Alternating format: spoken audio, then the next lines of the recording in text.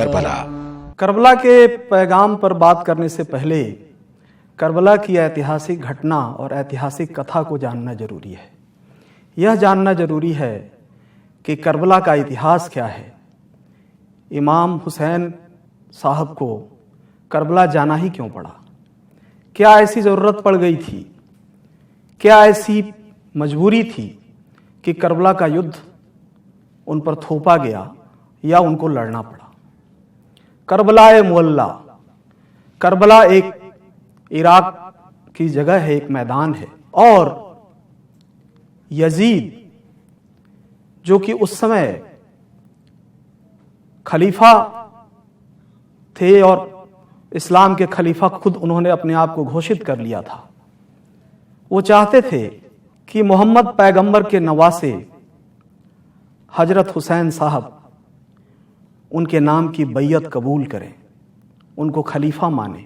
और इसको लेकर के उन्होंने न जाने कितने प्रलोभन जनता को दिए, जनता पर अत्याचार किए। कूफा की जनता त्रस्त थी क्योंकि उनके अत्याचार बढ़ते जा रहे थे। हुसैन साहब एक शांति प्रिय नेक दिल इंसान थे, विद्वान थे और वे मानवता के प्रति, इंसानियत के प्रति गहरी संवेदना रखते थे। हुसैन साहब को जनता की वो तकलीफें, जनता की वो दर्द सहे नहीं जाते थे। इसलिए जब कूफा की जनता ने उनके नाम की बैयत बिना उनके आए ले लिया, उनको खलीफा मान लिया और उनको पत्र लिखा कि उनको कूफा आना चाहिए क्योंकि वे उनको अपना खलीफा मानते हैं, उनकी तकलीफें देखनी चाहिए। हुसैन साहब जो कि खलीफा बनना नहीं चाहते, जबकि खलीफा के वो हकदार थे, खलीफा उन्हीं को बनना था। वो जनता के दुख दर्द को समझ करके उसे दूर करने के लिए और उस दर्द को मिटाने के लिए मदीना से मक्के की तरफ प्रस्थान करते हैं। और यह बात जब यजीद को पता चलती है तो यजीद अपनी सेना, अपने सूबेदार हजारों की संख्या में मक्का की तरफ रवाना कर देता है। यद्यपि कि हुसैन साहब चाहते तो मदीना में बड़े आराम से रह सकते थे। यदि वे चालाक होते तो कहीं किसी पहाड़ी में अपनी फौज इकट्ठी करते और यजीद की खिलाफत को चुनौती देते और खुद खलीफा बन जाते। लेकिन उनकी नीयत खलीफा बनने की नहीं थी, उनकी नीयत तो इंसानियत की सेवा थी, उनकी नीयत तो मानवता का कल्याण था। वो चाहते थे कि जनता सुख से रहे, जनता को कोई दुख दर्द न रहे और इसीलिए उन्होंने मदीना से मक्का जाना स्वीकार किया। वो बार बार अपने लोगों से कहते हैं कि आप लौट जाओ, आप मेरे साथ मत आओ, आपको मेरे साथ आने की आवश्यकता नहीं है क्योंकि वहां जान का खतरा है। वो ये भी कहते हैं कि मेरे नाना सपने में मुझे बताते हैं कि मैं तुम्हारा स्वर्ग में इंतजार कर रहा हूं और वो जानते हैं कि वहां जाने के बाद शायद उनको मौत का सामना करना पड़े, कठिनाई आए।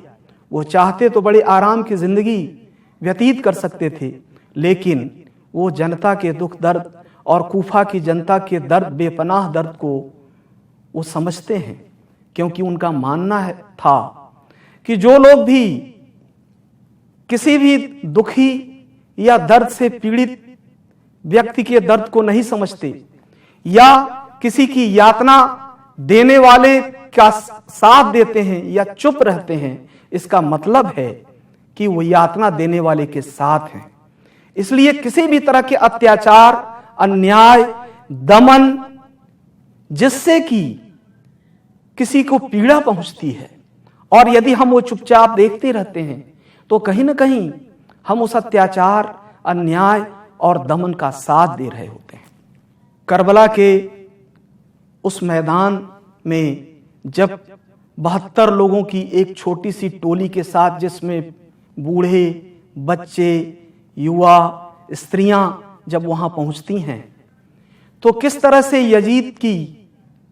यजीद जो कि धर्मांध था।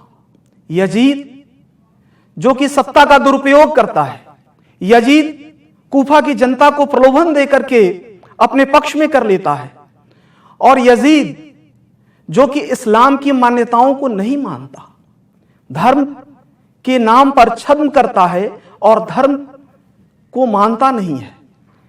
तो जब हुसैन साहब की वो 72 लोगों की टोली वहां पहुंचती है और वहां पहुंचने के बाद 30,000 की सेना उनको घेर लेती है और 3 दिनों तक 72 लोगों की टोली को भूखा प्यासा रखा जाता है। हुसैन साहब और उनके साथ के सभी लोग बड़ी बहादुरी से यजीद की सेना का मुकाबला करते हैं, वो लड़ते हैं, और इस लड़ाई में 10वें दिन, मुहर्रम के 10वें दिन, जो मुहर्रम का महीना है, इस्लाम के 9 वर्ष की शुरुआत मुहर्रम के इस महीने से शुरू होती है।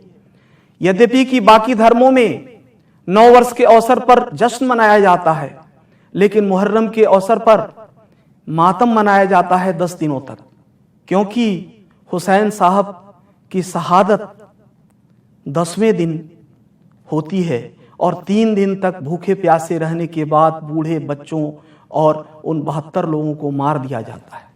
सबसे अंत में जब हुसैन साहब घायल हैं, निसहाय, निरुपाय हैं, भूखे प्यासे हैं, उनको प्यास लगी रहती है, और उस स्थिति में सिमर जो कि सूबेदार है यजीद का, वो उनकी हत्या कर देता है, उनको मौत के घाट उतार देता है। मुहर्रम का पर्व, मुहर्रम का त्योहार, दरअसल ये 10 दिन हुसैन साहब की शहादत का मातम मनाया जाता है। उनकी इंसानियत, उनकी मानवीय संवेदना की भावनाओं, इंसान से जो उनका प्रेम है, ये सब इसको प्रसारित करने का एक जरिया है, एक पर्व है। मुसलमान ही नहीं, हिंदुस्तान की रवायत ऐसी है कि हिंदू और मुसलमान मिलकर के करबला के इस पवित्र कथा को आपस में इसके मरसिया के द्वारा या गीत के द्वारा आपस में सुनते हैं। जुलूस निकाला जाता है, ताजिया निकाले जाते हैं, और हुसैन साहब की शहादत को हम याद करते हैं। हम नम आंखों से उनकी शहादत को, उनकी कुर्बानी को, जो मानवता के लिए उन्होंने वो कुर्बानी दी, उसको याद करते हैं। साथ हम संकल्प लेते हैं, हम ये सोचते हैं कि किस तरह से एक व्यक्ति जो निहत्था है, निरुपाय है, जिसके साथ कोई बड़ी सेना नहीं है, जो इतनी बड़ी शक्ति का मुकाबला करता है, क्यों करता है? क्योंकि उसकी गहरी निष्ठा है मानवीयता में, इंसानियत में। क्योंकि जो धर्म के नाम पर जो एक आध्यात्मिक पुरुष है, नेक दिल इंसान है, संत है, जो सही मायने में संत है, फकीर है, और जो दूसरों की सेवा के लिए अपनी कुर्बानी देना बेहतर समझता है, यह बल्कि जिल्लत का जीवन जीना। क्योंकि यजीद ने उनको यह संदेशा भेजा है कि वो उसके नाम की बैयत कबूल करें, जो उनको मंजूर नहीं है। क्योंकि यजीद इस्लाम के पंथ के अनुरूप उसका आचरण नहीं है, वो धार्मिक सत्ता के मद में अन्याय और अत्याचार कर रहा होता है। हुसैन साहब की शहादत सदियों से हम लोग याद करते आ रहे हैं, और पूरे विश्व के लोग करबला के उस मैदान में हुसैन साहब के उस मकबरे पर अपनी श्रद्धांजलि अर्पित करते हैं, उनकी शहादत को याद करते हैं, और मुहर्रम के महीने में 10 दिनों तक मातम मना करके उनके उस संदेश को प्रचारित और प्रसारित करते हैं। दरअसल करबला संदेश देता है सत्य पर अडिग रहने का। करबला संदेश देता है धर्म, जीवन में सही आचरण को धारण करने का विषय है। करबला संदेश देता है न्यायप्रियता का। करबला संदेश देता है जनता के प्रति निष्ठा का, क्योंकि जनता जिसको चाहती है वही खलीफा हो सकता है। जनता हुसैन साहब के नाम की बैयत ले चुकी है, और जब हुसैन साहब की पत्नी उनको मना करती हैं कि कूफा की जनता कभी भी धोखा दे सकती है, तो हुसैन साहब कहते हैं कि खिलाफत मेरा उद्देश्य नहीं है। वो खलीफा बनने के लिए वहां नहीं जा रहे हैं, वो जनता के दुख दर्द को सुनने जा रहे हैं, जालिम के अन्याय का अंत करने जा रहे हैं, वो लड़ने जा रहे हैं, यह जानते हुए भी कि इस काम में जोखिम है, जान का जोखिम है, खतरा है, मौत सामने है, फिर भी वो भयभीत नहीं होते। वो अपने लोगों को संदेश देते हैं कि मैं जाऊंगा और मेरी शहादत होगी, लेकिन इसके बावजूद इस्लाम के जो सही मायना है उसका प्रचार प्रसार होना चाहिए और इस्लाम के पंथ पर आप लोगों को चलते रहना है। इस्लाम या कोई भी मजहब किसी दूसरे मजहब के लोगों से घृणा करना नहीं, प्रेम करना सिखाता है। हुसैन साहब का मानना था कि युद्ध करना आवश्यक नहीं है, वो युद्ध करना भी नहीं चाहते थे। वो तो संदेश देते हैं यजीद को कि मैं संधि करने को भी तैयार हूं, बातचीत करने को तैयार हूं, लेकिन यजीद को ये खौफ है। वो खौफ उनकी शांति प्रियता से है, उनकी न्याय प्रियता से है, उनकी लोकप्रियता से है, जन जन में के हृदय में उनकी पैठ से है। उसको खौफ कि अगर हुसैन साहब ने उसको खलीफा स्वीकार भी कर लिया और वो बचे रहे, लेकिन जनता कभी भी उनके नाम पर बगावत कर देगी, इसलिए वो छल से उनका खात्मा करना चाहता है।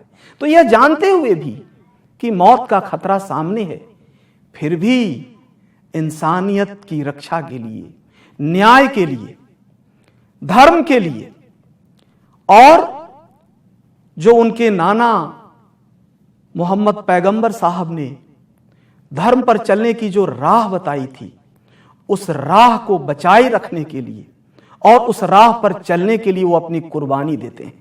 उनको पता है 3 दिन तक भूखे प्यासे रह करके किस तरह से उनके सामने उनके लोग मर रहे हैं, और जब नमाज अदा करने का समय होता है युद्ध के बीच में और उनको प्यास लगी होती है, वो किरात नदी की ओर जा रहे होते हैं, उसी समय यह खबर फैल आती है, उनके पास सूचना आती है कि सिमर की सेना औरतों के साथ और बच्चों के साथ अत्याचार कर रही है, उनको मार रही है, और वो पुनः आकर के युद्ध करने लगते हैं। उसी समय सिमर उनको मौत के घाट उतार देता है। हुसैन साहब की शहादत ये मानवीय मूल्यों की शहादत है, इंसानियत की शहादत है। हुसैन साहब की इस शहादत से हमें प्रेरणा लेने की जरूरत है, हमें सीखने की जरूरत है।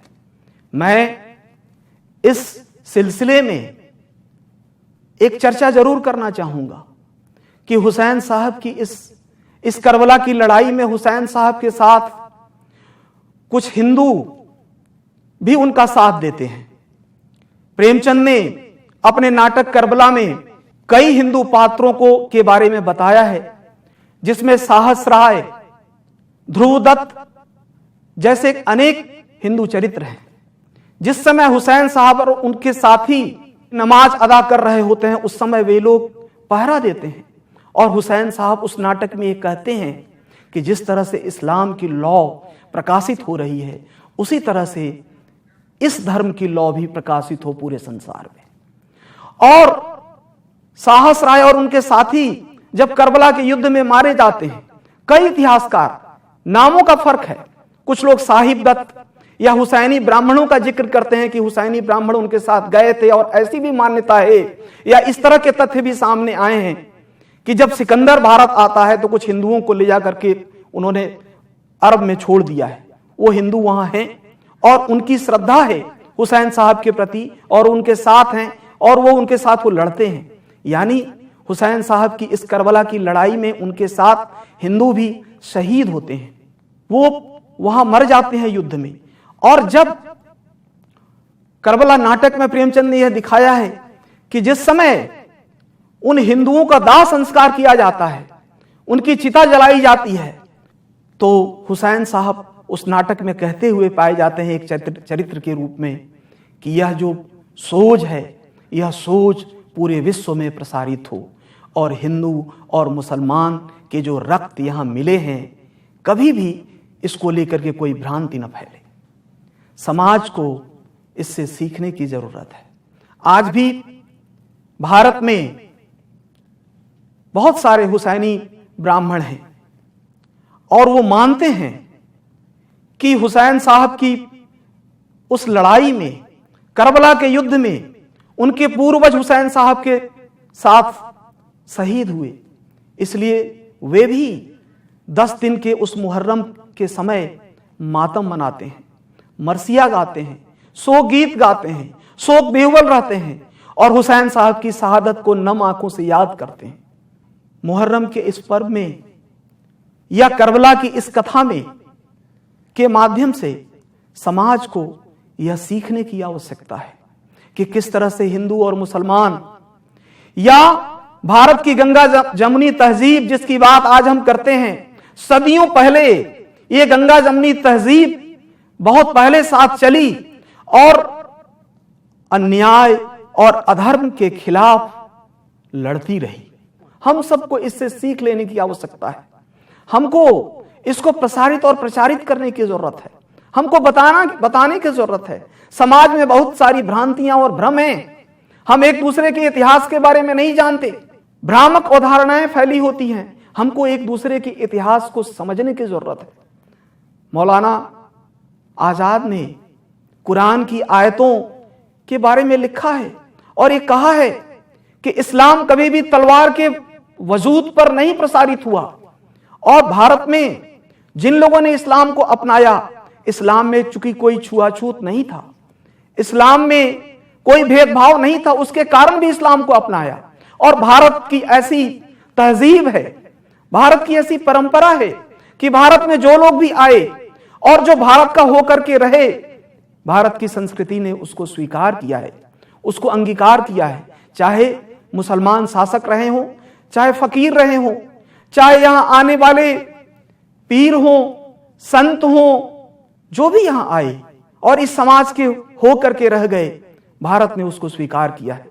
भारत की गंगा जमुनी तहजीब हमेशा से एक दूसरे की भावनाओं का सम्मान करती है और हुसैन साहब की शहादत मानवता को, इंसानियत को की कद्र करना सिखाता है। हुसैन साहब की शहादत इस बात की प्रेरणा देता है कि किसी के खिलाफ यदि अन्याय हो रहा हो तो उसका सहन मत करिए। यदि आप सहन करेंगे तो निश्चित रूप से अन्यायी और अत्याचारी का आप साथ दे रहे हैं। इसलिए अत्याचार और अन्याय के खिलाफ खड़े होने की प्रेरणा देता है हुसैन साहब की शहादत।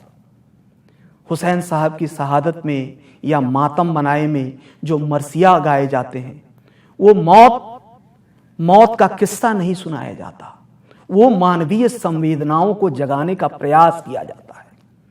वो ये बताने की कोशिश है कि समाज में यदि ये मानवीय संवेदनाएं पनपती रहेंगी तो अन्यायी और अत्याचारी ताकतें कभी भी मजबूत नहीं हो सकती। इसलिए यदि इंसान इंसान बना रहे, इंसान में इंसानियत रहे, अक्लियत रहे, इंसान अपनी हद में रहे, तो वो समाज के लिए बेहतर होता है। जब मुहर्रम का पर्व मनाया जाता है तो इसमें जुलूस के समय या लाउड स्पीकर लगा करके दूसरों की शांति भंग करने का यदि कोई प्रयास करता है तो इन तरह की चीज़ों से हमें बचना चाहिए, क्योंकि इमाम साहब हुसैन साहब जोड़ने की प्रेरणा देते हैं, तोड़ने की नहीं। वो दूसरों के दिल में पैठ करने की प्रेरणा देते हैं।